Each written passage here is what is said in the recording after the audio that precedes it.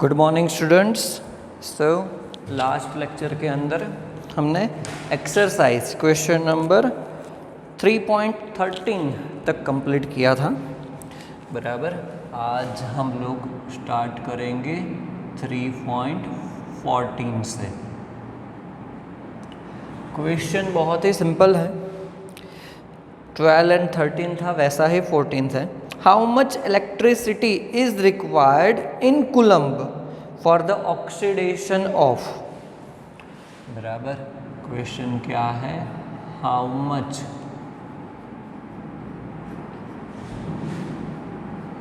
Electricity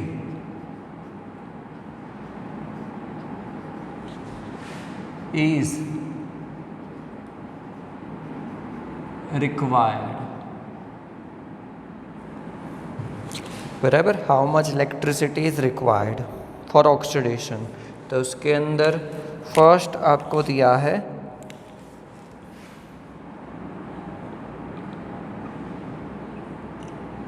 1 mole of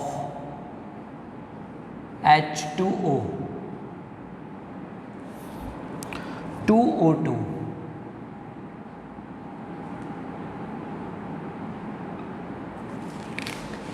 चलो, आपको बोला है 1 मोल ऑफ H2O 2O2। तो एक्चुअली आपको H2O में से O2 बनाना है। तो सबसे पहले क्या करते हैं कि H2O है,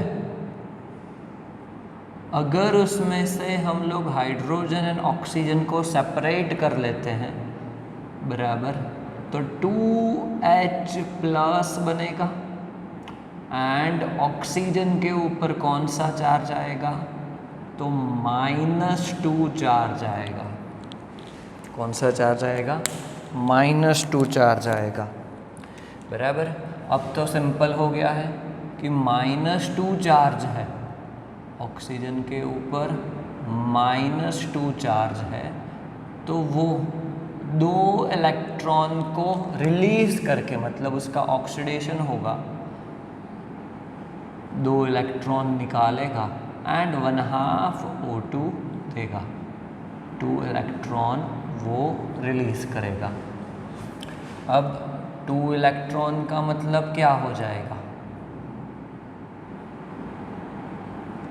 दैट मीन्स 2 फैराडे। 2 फैराडे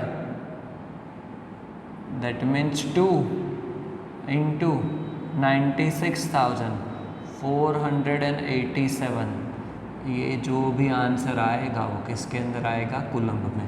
इतनी इलेक्ट्रिसिटी की रिक्वायरमेंट होगी, इतनी इलेक्ट्रिसिटी की रिक्वायरमेंट होगी। बराबर, तो आपका ये फर्स्ट क्वेश्चन ख़त्म हुआ, सिंपल था। चलो सेकंड देखते हैं, वैसा ही है। 1 मोल ऑफ FeO। सेकंड आपको बोला है 1 mole of FeO to Fe2O3। 1 mole of FeO to Fe2O3। तो सेम वे यहाँ पे भी वैसा ही करेंगे। आपको FeO है एंड उसमें से क्या बनाना है, Fe2O3। अगर यहाँ पे बात कर रहे हैं ऑक्सीडेशन स्टेट की, तो FeO में ऑक्सीडेशन स्टेट Fe का कितना होगा, +2 होगा, एंड Fe2O3 में +3 होगा। बराबर, इसका मतलब क्या हुआ कि Fe +2 है, उसमें से क्या बनाना है, Fe +3। बराबर, तो एक इलेक्ट्रॉन वो रिमूव करेगा, एक इलेक्ट्रॉन, इसका मतलब 1 Faraday. That means 96,487 coulomb electricity is required for the oxidation of 1 mole of FeO to Fe2O3. Simple था 3.14। चलो उसके बाद देखते हैं 3.15।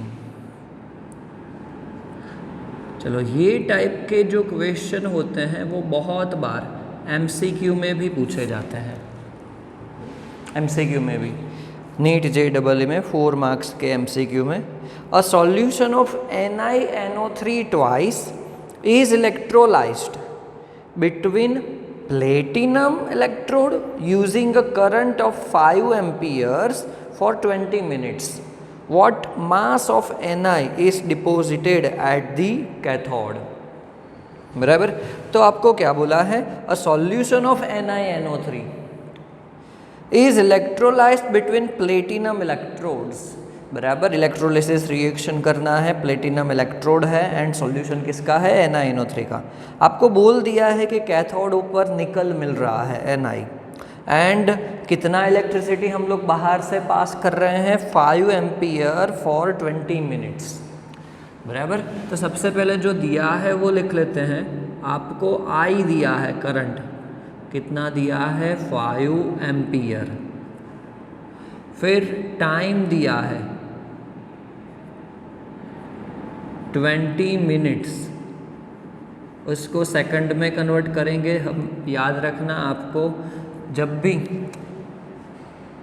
Q फाइंड आउट करना है कूलम्ब में, तब टाइम सेकंड में लेना है। बराबर।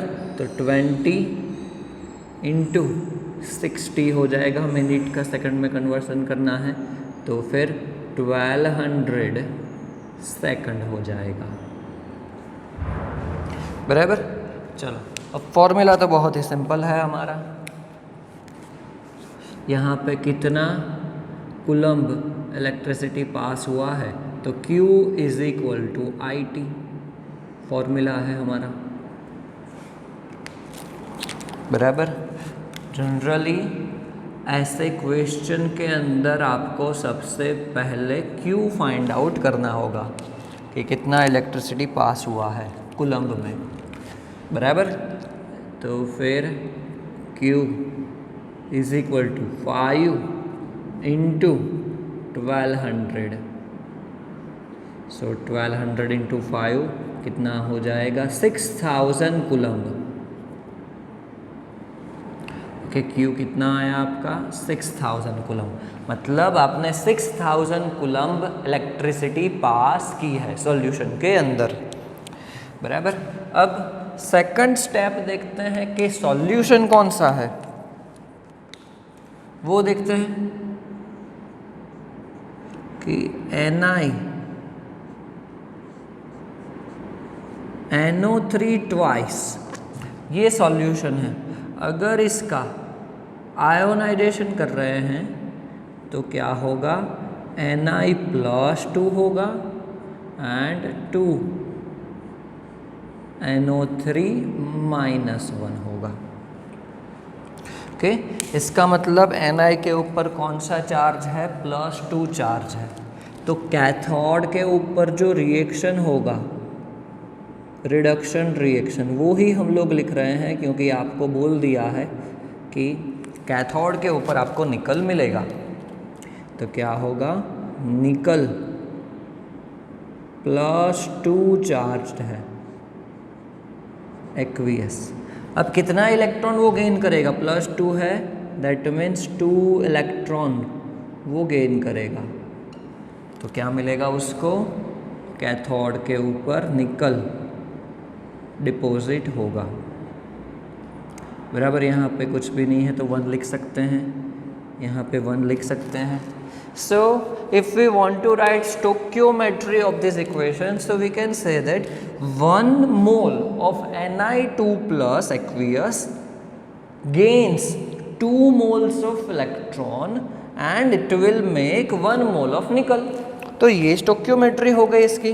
तो इसकी मदद से हम लोग एक हमारा बेसिक इक्वेशन बना सकते हैं। चलो हमें पता है कि 2 electron that means 2 Faraday, 2 Faraday that means 2 into 96,487 coulomb बराबर 1 मोल निकल। तो कितना मास होगा इसका? 1 मोल निकल दैट मीन्स उसके एटॉमिक मास जितना मास, तो 58.7 ग्राम।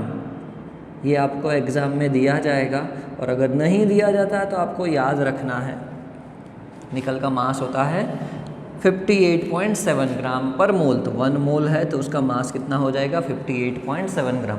तो जो हम लोग 11th के फर्स्ट चैप्टर के स्टोकियोमेट्रिक एग्जाम्पल में करते थे वही चीज़ यहाँ पे करनी है कि 2 इंटू 96,487 बराबर इतना कूलम्ब इलेक्ट्रिसिटी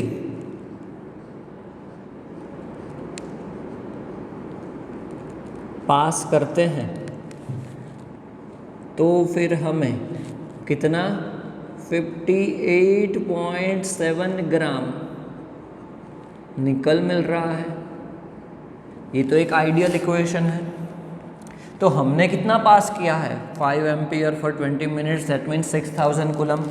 तो फिर 6000 कूलम्ब इलेक्ट्रिसिटी पास करेंगे तो कितना ग्राम निकल मिलेगा? ख़त्म हो गया आपका example. 6000 into 58.7 divided by 2 into 96,487 बराबर इसका जो भी आंसर आएगा वो क्या आएगा? ग्राम में। इतना ग्राम निकल आपको मिला होगा बराबर। सिंपल एग्जाम्पल था 3.15। चलो उसके बाद नेक्स्ट देखते हैं 3.16।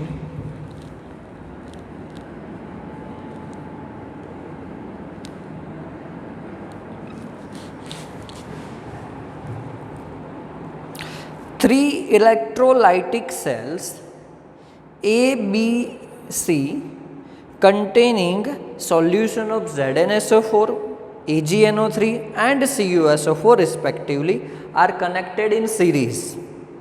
A steady current of 1.5 amperes was passed through them until 1.45 gram of silver deposited at cathode of cell B. How long did the current flow and what mass of copper and zinc were deposited? आपको question को समझना है सबसे पहले कि आपको बोला है कि 3 इलेक्ट्रोलाइटिक सेल है A, B, C. A is ZnSO4, B is AgNO3 and C is CuSO4 and उसको सीरीज में कनेक्ट किया है एंड उसके अंदर कितना एम्पियर I 1.5 एम्पियर पास किया है। तब तक पास कर रहे हैं कि जब तक सेल B जो है उसके अंदर 1.45 ग्राम सिल्वर नहीं मिल जाता तब तक। तो आपको टाइम फाइंड आउट करना है कि कितने टाइम पास किया है current and copper and zinc कितना डिपॉजिट होगा। Ag तो आपको बोल दिया है कि 1.45 होगा, तो उसी टाइम पे कॉपर एंड जिंक कितना होगा वो आपको फाइंड आउट करना है। चलो तो सबसे पहले तो हम लोग सेल जो जनरल इंफॉर्मेशन है वो लिख लेते हैं कि आपको I दिया है 1.5 एम्पियर। ओके, आपको एक टाइम t फाइंड आउट करना है बराबर। तो हमारा फॉर्मूला है Q is equal to IT। If we know Q and I we can calculate the time. तो सबसे पहला हमारा टास्क क्या होना चाहिए? हमें Q फाइंड आउट करना होगा। तो उसके लिए आपको दिया है कि सेल B जो है, दूसरा क्या है सेल B जो क्या है AgNO3, उसके अंदर आपको बोला है कि कितना कैथोड के ऊपर डिपॉजिट हो रहा है, 1.45 ग्राम Eg, इतना डिपॉजिट हो रहा है। तो हम लोग क्या कर रहे हैं, जैसे यहाँ पे बनाया था आइडियल इक्वेशन, वैसे ही आइडियल इक्वेशन बनाते हैं। एंड हम लोग क्या फाइंड आउट करेंगे, हमें यहाँ पे ये चीज़ दे दिया है तो हम लोग कूलम्ब फाइंड आउट कर सकते हैं उसका। तो सबसे पहले तो देखते हैं कि AgNO3 है, उसके अंदर क्या होगा, Ag प्लस एंड NO3 -1 होगा, बराबर। तो कैथोड के ऊपर रिएक्शन क्या होगा, हम लोग आइडियल रिएक्शन लिखने जा रहे हैं।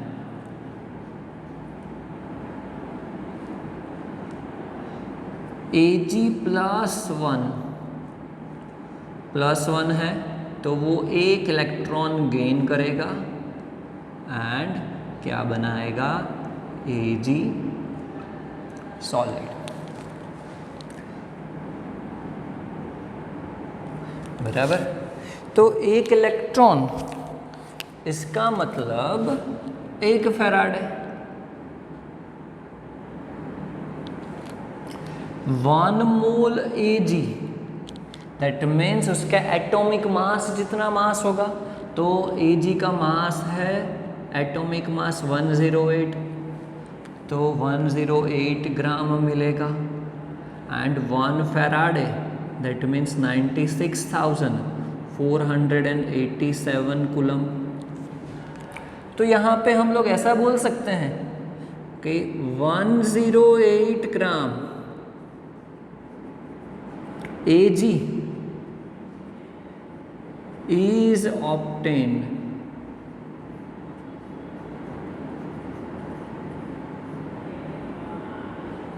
by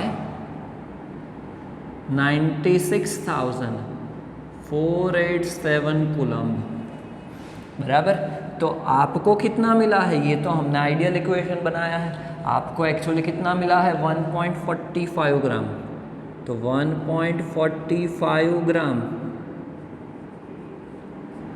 Ag आपको चाहिए, तो फिर कितना कूलम्ब इलेक्ट्रिसिटी चाहिए होगा, तो 1.45 इंटू 96,487 डिवाइडेड बाय 108, बराबर। इसका जो भी आंसर आता है, ओके, चलो हम लोग देख लेते हैं कि इसका आंसर आएगा 1295.6 कूलम्ब। ये क्या आ गया आपका, Q मिल गया आपको। चलो Q मिल गया, अब तो सिंपल हो गया कि Q is equal to IT होता है।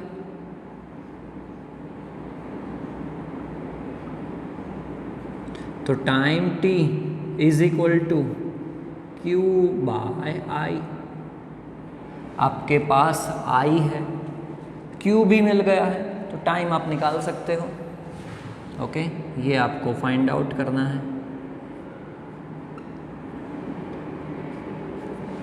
कर सकते हो खुद। चलो नेक्स्ट आपको क्या बोला है कि how what mass of copper and zinc were deposited.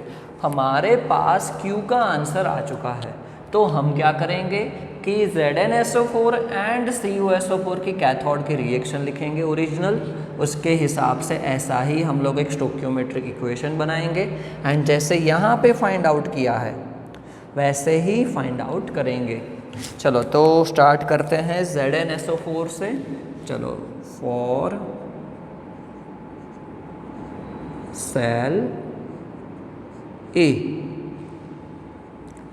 कौन सा है, ZnSO4, बराबर। तो उसके अंदर क्या होगा, Zn +2 होगा। तो कैथोड के ऊपर कौन सा रिएक्शन होगा वो लिखते हैं, जिंक +2 एक्वियस +2, दैट मीन्स वो कितने इलेक्ट्रॉन गेन करेगा, 2 electron, and it will make zinc solid. तो जैसे यहाँ पे हुआ था वैसे ही कि 2 electron that means 2 Faraday, that means 2 into 96,487 coulomb electricity pass करेंगे तो 1 मोल जिंक। अब जिंक का एटॉमिक मास क्या है, 65, तो 65 ग्राम क्या मिलेगा आपको, जिंक मिलेगा, बराबर। तो आप अब फाइंड आउट कर सकते हैं। सेम वे आपको CuSO4 के लिए फाइंड आउट करना है, बराबर। जैसे यहाँ पे किया है वैसे ही यहाँ पे किया, वैसा ही यहाँ पे करेंगे।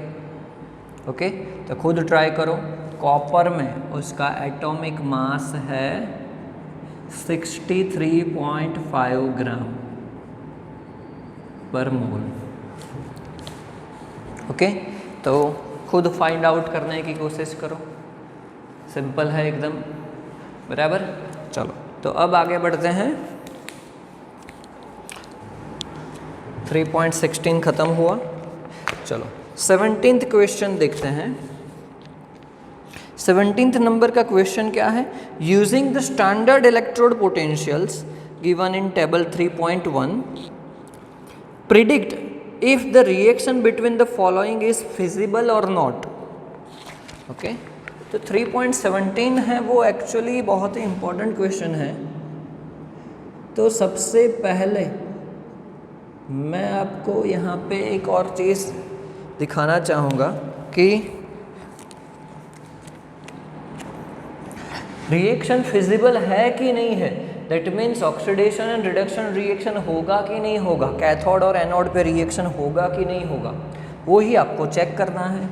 तो सपोज हम लोग यहाँ पे फॉर्मूला लिख रहे हैं E0 सेल का, वो फॉर्मूला क्या होता है, E0 रिडक्शन कहाँ पे, कैथोड पे, माइनस E0 रिडक्शन कहाँ पे, एनोड पे। ये आपका फॉर्मूला है standard cell potential find out करने का, बराबर। चलो अगर इसका आंसर पॉजिटिव आ रहा है, अगर इसका आंसर पॉजिटिव आ रहा है तो फिर वो पॉसिबल होगा, रिएक्शन पॉसिबल होगा, पॉजिटिव ही आना चाहिए। अगर इसका आंसर नेगेटिव आ रहा है तो फिर नॉट पॉसिबल, वो पॉसिबल नहीं है।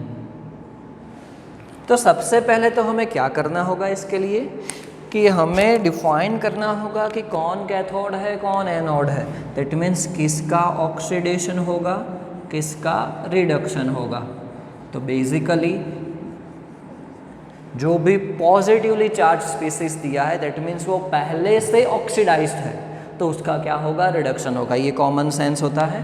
एंड जो नेगेटिवली चार्ज्ड है या तो फिर उसके ऊपर कोई भी चार्ज नहीं है, बराबर, उसका क्या होगा, ऑक्सीडेशन होगा, बराबर। जो पहले से रिड्यूस्ड फॉर्म में है उसका ऑक्सीडेशन होगा। चलो फॉर एग्जाम्पल फर्स्ट आपको दिया है Fe+3 aqueous and I- aqueous. चलो उसके अंदर आपको फर्स्ट दिया है Fe+3 aqueous and I- aqueous. आपको ये फर्स्ट दिया है Fe+3 aqueous and I- aqueous and आपको फाइंड आउट करना है कि ये दोनों के बीच में सेल कंस्ट्रक्ट हम लोग कर सकते हैं, रिएक्शन फिजिबल है कि नहीं है। तो सबसे पहले देखो कि Fe+3 ऑलरेडी वो ऑक्सीडाइज स्टेट है तो उसका क्या होना चाहिए, रिडक्शन होगा। I माइनस वो रिड्यूस्ड फॉर्म में है, ऑलरेडी उसने इलेक्ट्रॉन गेन किया हुआ है, तो वो क्या करेगा, इलेक्ट्रॉन डोनेट करेगा, दैट मीन्स उसका ऑक्सीडेशन होगा। तो आपका एनोड कौन सा होगा, ये आपका एनोड होगा, एंड ये आपका कैथोड होगा। ये आपको सबसे पहले डिसाइड करना है, बराबर। चलो तो अब रिएक्शन लिखते हैं एनोड एंड कैथोड के ऊपर। सबसे पहले एनोड की रिएक्शन लिखते हैं कि जिसके ऊपर क्या होगा, ऑक्सीडेशन होगा। तो I -1 है, वो क्या बनाएगा, 1/2 I2, एंड वो एक इलेक्ट्रॉन डोनेट करेगा, बराबर। चलो वैसे ही क्या होगा, कैथोड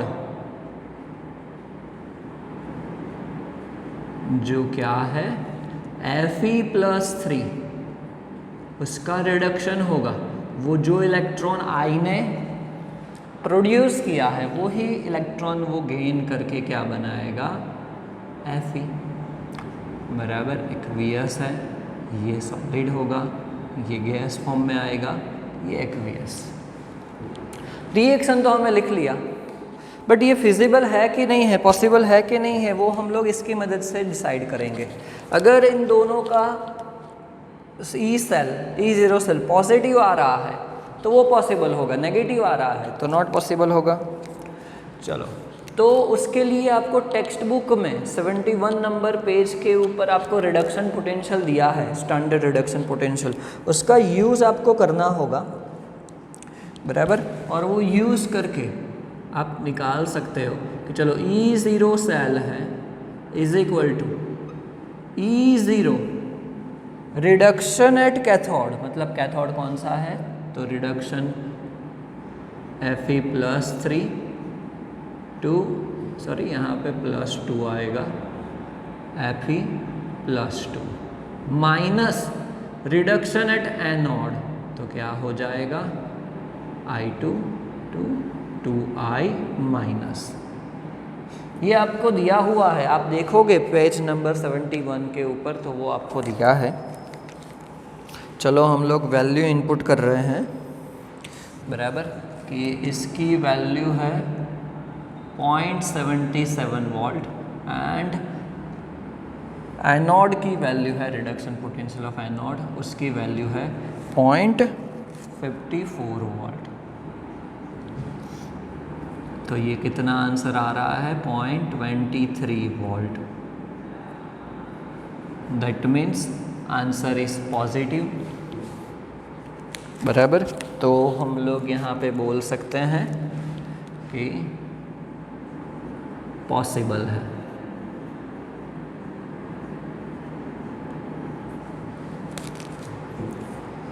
बराबर, क्या है, पॉसिबल है। ओके तो 3.17 पता चला आपको कैसे करना है। तो उसके बाद वाले सारे ऐसे ही आपको देखना है कि अगर उसका आंसर पॉजिटिव आ रहा है तो पॉसिबल है, नेगेटिव आ रहा है तो नॉट पॉसिबल, बराबर। तो फिर सबसे पहले आप क्या करो कि कौन एनोड है कौन कैथोड है वो डिसाइड करो, एंड उसके बाद स्टैंडर्ड रिडक्शन पोटेंशियल तो आपको दिया ही है, फॉर्मूला में वैल्यू इनपुट करो। अगर आंसर पॉजिटिव आ रहा है तो पॉसिबल है, नेगेटिव आ रहा है तो पॉसिबल नहीं है, नॉट पॉसिबल, सिंपल है। तो 3.17 कंप्लीट हुआ एंड लास्ट क्वेश्चन है हमारा एक्सरसाइज का 3.18। चलो क्या है, predict the products of electrolysis in each of the following, बराबर। तो इलेक्ट्रोलिसिस के जो आपको लॉ लिखवाए थे उसी के ऊपर से आपको इजीली आंसर मिलेगा। बराबर। उसके अंदर हम लोग फर्स्ट देखते हैं, सेकंड, थर्ड एंड फोर्थ आपको होमवर्क में करने हैं। फर्स्ट थोड़ा सा ट्रिकी है, ट्रिकी मतलब वो लॉ में मैंने आपको नहीं लिखवाया है, वो आगे इलेक्ट्रोलाइटिक सेल जो हम लोग बना रहे थे उसी के अंदर हमने देख लिया था ये वाला। तो कि आपको बोला है एन एक्वियस सॉल्यूशन, लिख लेते हैं पहले कि एन एक्वियस सॉल्यूशन ऑफ